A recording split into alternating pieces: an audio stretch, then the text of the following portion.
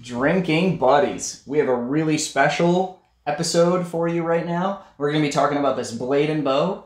We're going to dive into this deep. We're going to give it a full tasting, and we'll give it a full review to see what we think about it. Let's go. It's really cool. Blanton bow. I'm your drinking buddy.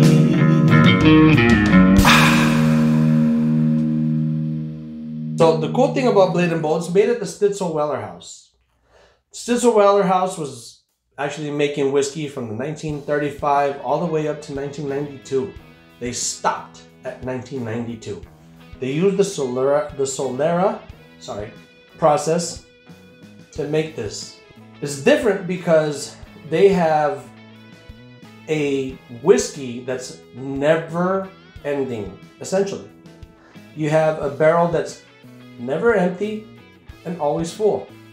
If that makes any sense. I know that actually borders the line of legally bourbon at that point. And so I know there is a loophole that allows them to consider themselves to be bourbon, because every bourbon needs to be aged in a new charred oak barrel. Right. But each time they make a new batch, they use a new charred oak barrel, and some of those older products get poured in there, and then they add in their new make.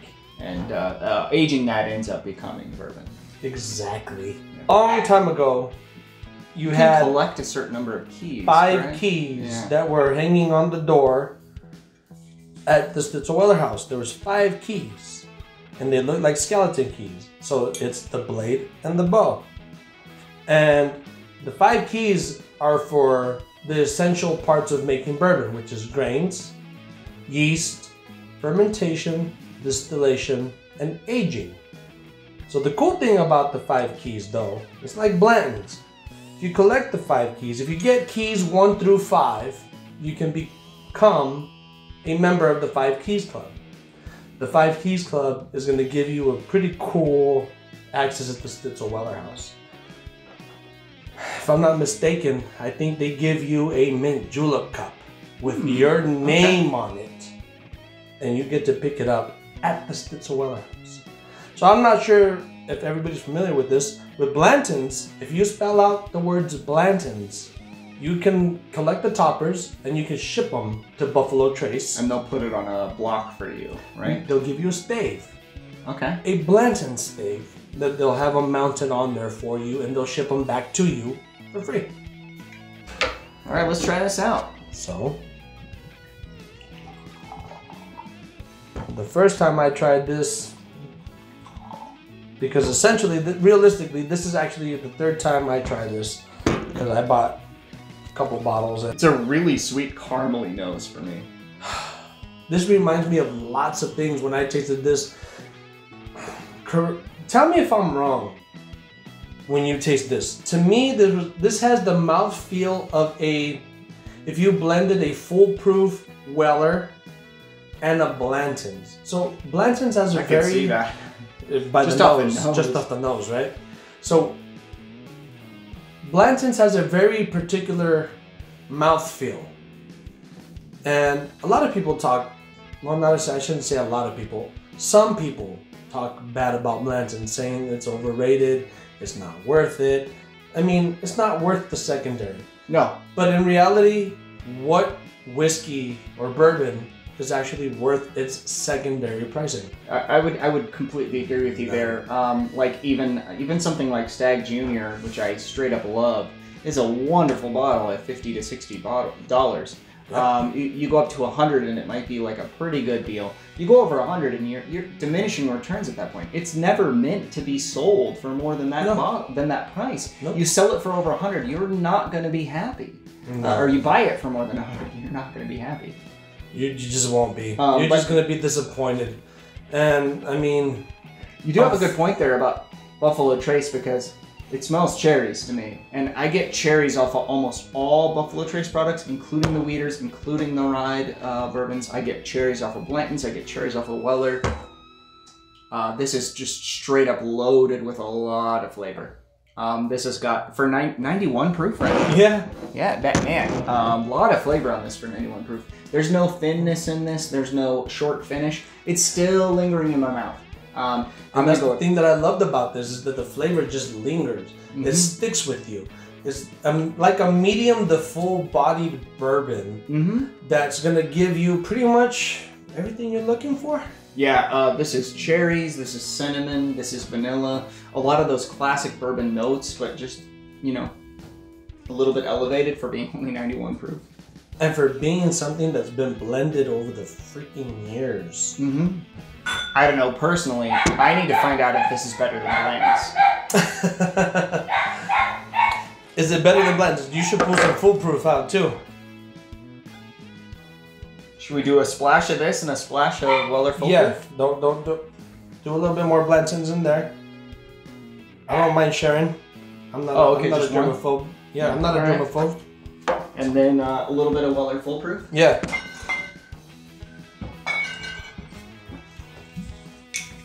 I'm almost curious. Oh, you're blending them. Yeah, yeah. Look at you.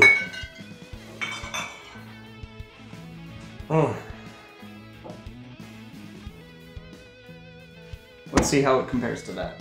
You just read my mind. Honestly. I thought about this before. The proof on this would be much higher than this, but that's okay. Yeah, you know, which is what? What's foolproof? 114? It's a really good question. I was going to say I think it's 120. 114. 114, yeah, you're right on. Which is... So there's a difference between foolproof and barrel proof. Oh, for sure. Dude, they smell very similar. That is a ridiculously similar nose. I didn't even taste it yet. Very similar nose.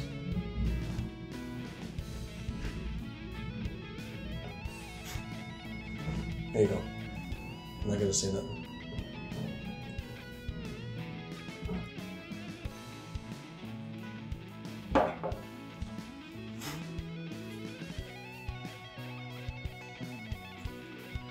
It's like the same. What did I tell you before I showed up? Man, yeah, literally. You said like almost like a blend between Blanton's and Weller Foolproof. Man, you can notice a little bit more heat on the blend, little bit more heat. However, man, the same flavor notes: vanilla, cinnamon, and cherry are the big flavor bombs on this one.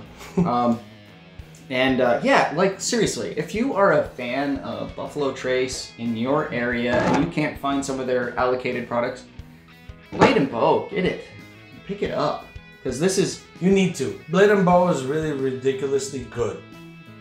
I would actually prefer this over Blanton's, over Weller Foolproof. I'm agreeing with you on the Blantons. I'm not sure about the Weller Foolproof just because I'm such a proof hound. But when you blend them together, they're noticeably almost the same.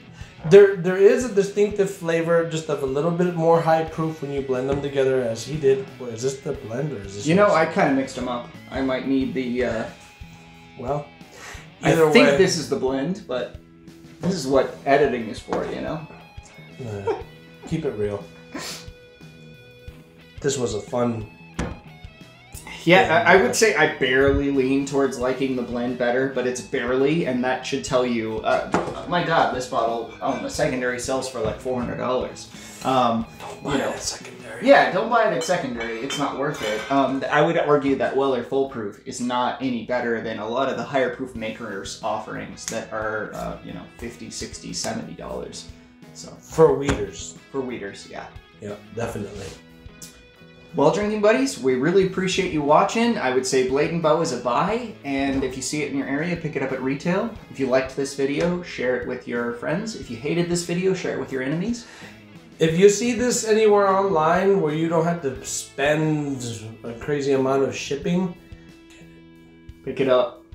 We'll see you on the next one. cheers. Thank you for having me. Thank you for having me. Thanks for coming on. Cheers, my friend.